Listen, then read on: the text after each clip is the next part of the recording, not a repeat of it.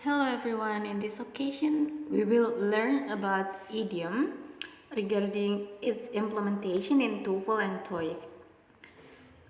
First of all, idiom on the TOEFL and TOEIC test is not one of the key skill tested. So in fact, it's possible that you may not come across a single idiom in passage. Jadi kalau untuk TOEFL dan TOEIC test, idiom itu memang bukan kunci, bukan skill utama yang diujikan. Mungkin kalau di IELTS itu kunci utama, idiom itu sangat penting sekali. Tapi kalau di TOEFL dan TOEIC bukan skill utama yang diteskan, tapi masih tetap important to learn, tapi masih tetap penting untuk dipelajari. In fact, it's possible that you may not come across a single idiom in a passage. Dan nyatanya memang kadang mungkin dalam satu bacaan tidak ada soal idiomnya. But if you come across an idiom you don't know on the test, it can be hard to understand a sentence or a paragraph. Tapi kalau kalian sampai ketemu idiom dalam sebuah paragraf dan kalian nggak tahu bahwa itu idiom dan artinya apa, itu akan sangat sulit sekali untuk menjawab soal dari sebuah bacaan bahasa Inggris. So there are 4 skills of English. Jadi bahasa Inggris itu ada 4 skill sebenarnya. Speaking, writing, reading, and listening. Jadi hari ini akan dibahas idiom berdasarkan 4 skill tersebut. The first one, langsung double nih. Idiom dalam speaking and writing. In fact, speaking and writing section are the two parts of the TOEFL and TOEIC where idioms are least likely to show up. Untuk writing atau speaking, idiom itu mungkin akan jarang sekali muncul. Tapi kalau kalian bisa menggunakannya, kalian akan dapat nilai yang bagus. Jadi, for using idioms in speaking can show an advanced level of understanding. Karena kalau kalian menggunakan idiom dalam tulisan atau dalam berbicara, itu menunjukkan kalau kalian itu sudah pinter banget bahasa Inggris. But be careful, using it incorrectly will negatively impact on your score. Karena kalau kalian salah makainya karena nggak paham itu idiom artinya apa, tapi asal comot aja, justru bisa menurunkan nilai speaking dan writing. Jadi kalau speaking biasanya bagus banget kalau kalian bisa pakai idiom, tapi kalau writing mungkin karena konteksnya not formal jadi nggak begitu bagus. So intinya kata kuncinya adalah di correctly. Makanya harus paham arti sebuah idiom. If you know idioms well, you can include 1 or 2 in your speaking and writing response. Contohnya, pemakaiannya harus comfortably, naturally, and appropriately. For example, oh, the house cost me an arm and a leg. The house, rumah itu, cost me an arm and a leg. Rumah itu very expensive. Jadi cost me an arm and a leg itu bukan harganya rumah itu lengan dan tanganku, but rumah itu mahal banget, very expensive. Idiomnya adalah cost an arm and a leg. Meanwhile, sementara itu untuk reading skill, biasanya idiom itu occur in trading passage. Jadi biasanya untuk bacaan-bacaan yang tentang ekonomi, idiom ini paling sering muncul. Jadi kalau kalian nanti mau ambil tes TOEFL atau tes TOEIC, jadi idiom ini sering ditemui di bacaan ya, jadi ya harus paham. They are often part of a quote or opinion expressed by someone. Kadang-kadang idiom ini digunakan pada kutipan-kutipan. Next, ini contohnya. Langsung kita bahas contohnya. Ada bacaan seperti ini. With the advent of the assembly line, car production began to soar in the US. Quality improved since the assembly line allowed each worker to be an expert of a specific step of the process. Car makers reported they were producing far fewer lemon than before. Nah, pertanyaannya, how did the assembly line change auto production? A. Workers had to work more hours. The quality of the cars being made improved. C. Cars became more expensive. Or D. Workers eager to form unions to assert their rights. Jawabannya kira-kira apa? Jawabannya adalah the correct answer is B. Karena di situ ada kata lemon. Lemons is something that is defective and doesn't work well.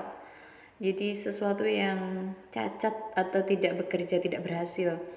Jadi itu adalah idiom. If you don't know the definition of the idiom lemons, kalau kalian nggak tahu arti idiom lemons, jadi kalian harus baca dari awal sampai akhir dong. Tapi karena ada clue given idiomnya lemon, berarti lebih gampang dan lebih mudah untuk mencari jawaban yang benar. Jadi jawabannya B, the quality of the cars being made improved. Jadi fewer lemon than before. Jadi kan lebih sedikit cacatnya daripada sebelumnya. Berarti kan lebih improved, lebih baik kualitas mobilnya. And then next, listening. Pada skill listening, in the listening section, you'll typically come across the most idioms on the TOEFL and TOEIC. Nah, untuk listening ini idiom paling banyak di listening munculnya. Contohnya this one. Ada misalkan ini audio ya. Percakapan antara student 1 and student 2. Student 1 said, "Tomorrow's the deadline for choosing our classes for next semester." "Yeah, I saw the email they sent us this morning." "Have you decided if you are going to take archaeology or history of art?" "Not yet. I'm still on the fence about it." "What issue is the student having difficulty figuring out?" A. How to get motivated to go to class. B. Where to sign up for classes. C. Where her next class is. D. Which class she should sign up for. Jawabannya ada idiom di situ. Idiom yang di situ adalah on the fence. On the fence itu kalau secara literal artinya adalah di pagar. Tapi itu bukan berarti saya sedang di pagar tentang itu, tapi on the fence means not have made a decision about something yet. Artinya belum punya keputusan tentang sesuatu, antara iya atau enggak, atau masih bingung. Itu on the fence. Berarti jawabannya kalau kalian tahu ini idiom, jawabannya berarti adalah which class she should sign up for. Dia masih bingung tentang kelas apa yang harus diambil. Okay, next, common English idioms. Jadi idiom yang paling banyak kita temukan sehari-hari, misalnya cat got your tongue. Cat got your tongue maksudnya kamu bisa ngomong gak sih? Can't you speak? Kemudian snug as a bug in a rug, itu berarti maksudnya dusel di karpet, bukan, tapi maksudnya warm and cozy. And then ada juga idiom go the extra mile, artinya adalah make an effort, usaha. Atau biasanya kalau yang pacaran biasanya bilang butterflies in my stomach, bukan artinya ada kupu-kupu di perutku, tapi nervous gimana gitu artinya. And then the next one also to go down in flames, artinya adalah gagal spectacularly, to fail spectacularly, maksudnya gagal habis-habisan. And then there is also once in a blue moon. Blue moon itu sangat langka kan, maksudnya once in a blue moon itu artinya rarely, hampir tidak pernah.